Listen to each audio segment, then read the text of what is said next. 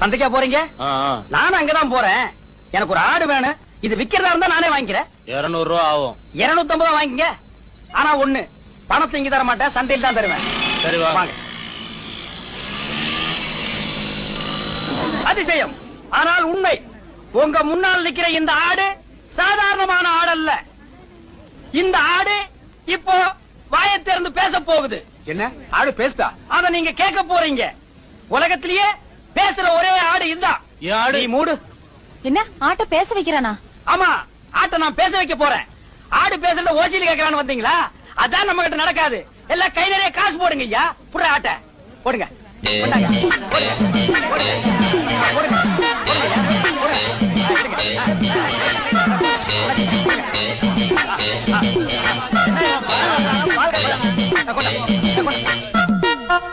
எல்லாம் ஜோரா ஒரு முறை கை தட்டுங்க.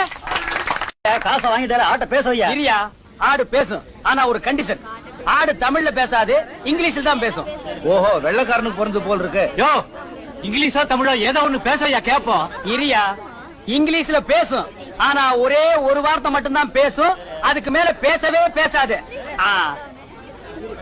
மகாலட்சுமி, ஏப்ரலுக்கு அடுத்த மாசம் என்ன மாசம்மா?